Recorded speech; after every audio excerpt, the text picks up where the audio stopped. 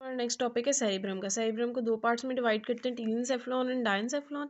सबसे पहले हम सेरिब्रम के जो दोनों हेमिस्फीयर्स हैं ना उनको देखेंगे ताकि हमें मेन आइडिया हो जाए। उसके बाद हम टीलेंसेफेलॉन उसमें जो भी स्ट्रक्चर्स होते हैं उसको देखेंगे।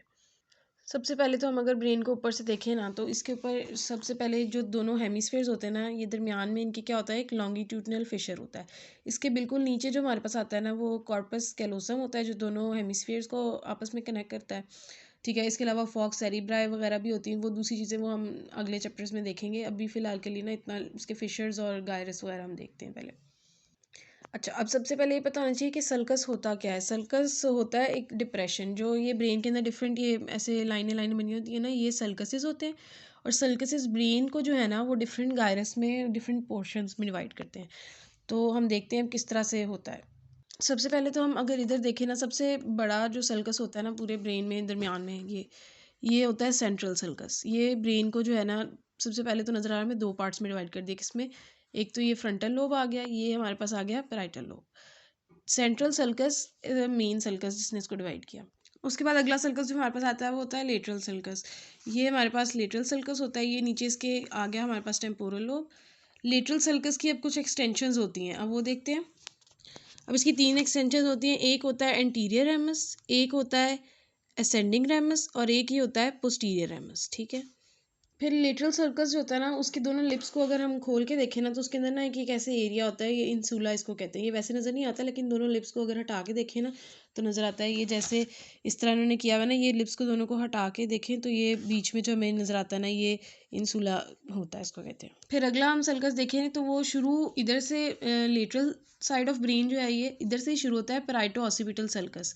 और ज़्यादातर जो इसका मेन कोर्स है ना वो इसका मीडियल साइड ऑफ ब्रेन पे है।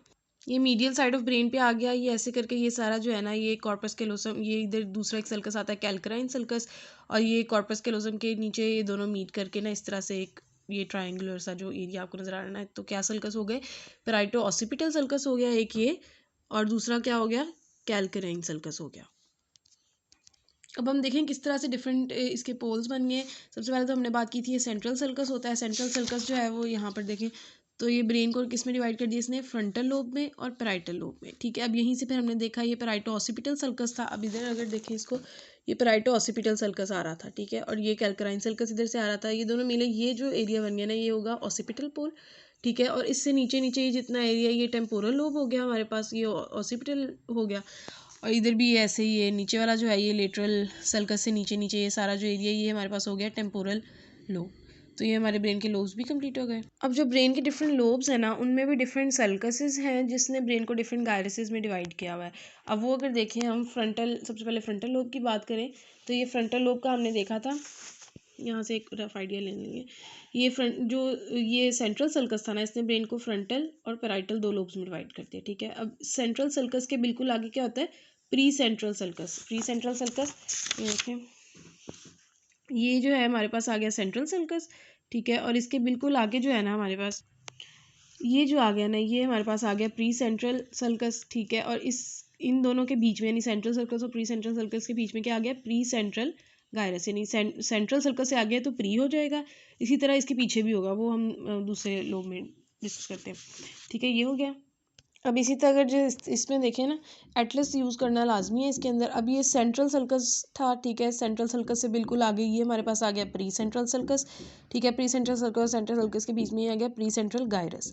अब ये जो है ना, अब दो और सल्कसेज हैं, ये एक है सुपीरियर फ्रंटल सर्कस और एक हमारे पास आ जाएगा इन्फीरियर फ्रंटल सर्कस। अब दो सर्कसेज थे तो इन्होंने ब्रेन को तीन गायरसेस में डिवाइड कर दिया। सुपीरियर फ्रंटल गायरस, इन दोनों के बीच में मिडिल फ्रंटल गायरस और इसके नीचे inferior frontal gyrus.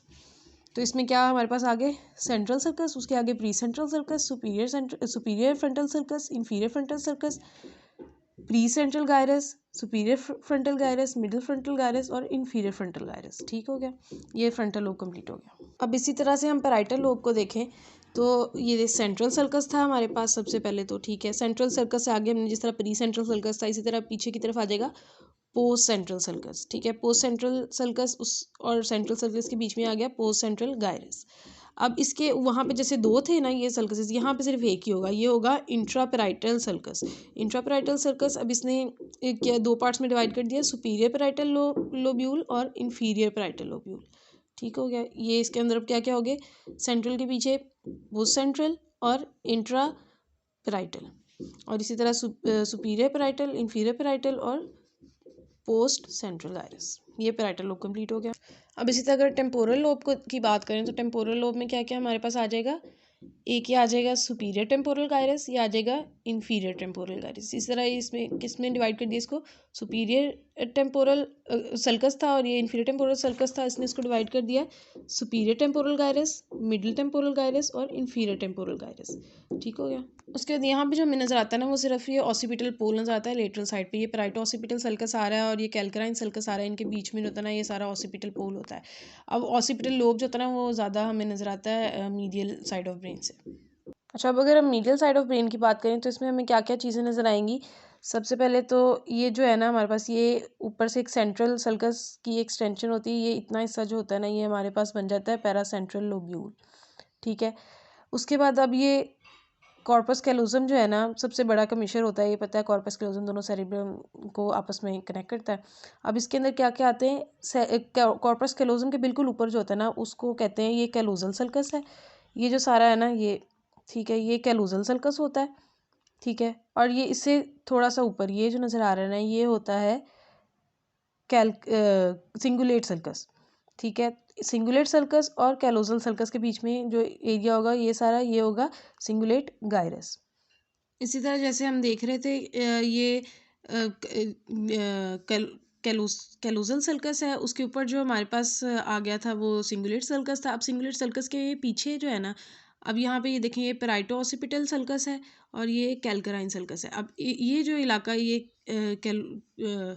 Cingulate sulcus और पेराइटो ऑसिपिटल सल्कस के बीच में जो बन रहा है ना इसको कहेंगे प्रीक्यूनियस, और ये पेराइटो ऑसिपिटल सल्कस और ये कैल्कराइन सल्कस के बीच में जो है ये होगा क्यूनियस। ये बेसिकली ये जो होता है ना सारा पार्ट ये होता है ऑसिपिटल लोब। ठीक है। अब इसी तरह अभी जो हमने देखा था ना कि ये था हमारे पास कैल्कराइन सल्कस। ठीक है। उसके थोड़ा सा नीचे ये देखें टेम्पोरल वाले में तो ये हमारे पास आएगा कोलेट्रल सल्कस। अब कैल्कराइन सल्कस और कोलेट्रल सल्कस के बीच में ये जो एरिया है इसको हम कहेंगे लिंगुलर गायरस, और लिंगुलर गायरस से आगे ये जो होगा ना इसको हम कहेंगे पैराहिप्पोकैम्पल गायरस, और पैराहिप्पोकैम्पल गायरस जो है वो कैसे स्वेलिंग सी बनाएगा इसको कहेंगे अंकस। ठीक है। अच्छा, अब ये कोलेट्रल सल्कस और के नीचे जो एक और हमारे पास आएगा occipito temporal sulcus. Occipito temporal sulcus और कोलेट्रल सल्कस के बीच में जो ये एरिया होगा ना इस सारे एरिया को कहेंगे मीडियल ऑसिपिटो टेम्पोरल गायरस, और इससे नीचे जो होगा ना इसको कहेंगे ये लेटरल ऑसिपिटो टेम्पोरल गायरस। तो ये कंप्लीट हो, इससे हमें क्या नज़र आएगा, ये ऑल्फैक्टरी सल्कस। ऑल्फैक्टरी सल्कस के मीडियली जो हमें नज़र आएगा वो होगा स्ट्रेट गायरस कह लें उसको या गायरस रेक्टस कह लें। ठीक है। और उसके लेटरली जो नज़र आएंगे ना वो ऑर्बिटल गायराए होंगे डिफरेंट। तो ये इन्फीरियर से हमें जो सब नज़र आएगा ये भी हमने कर लिया। तो सारे कंप्लीट हो गए सारे सल्कसेस एंड गायरसेस।